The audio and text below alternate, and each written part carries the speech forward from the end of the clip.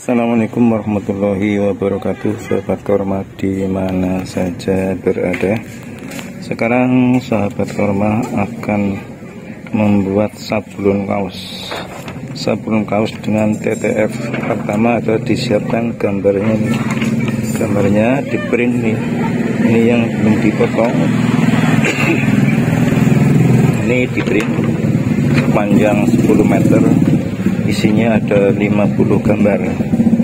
Ini nanti setelah dipotong seperti ini, nanti ditempelkan di atas kaos.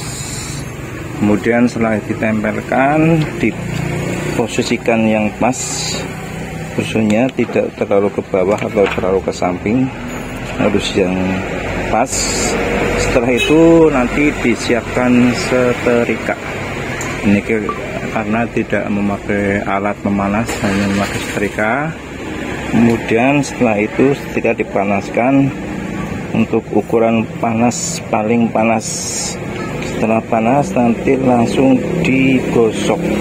Ini digosok ya, sudah ditaruh di atas kaos, digosok sampai rata. Panasnya juga sampai maksimal, benar-benar panas.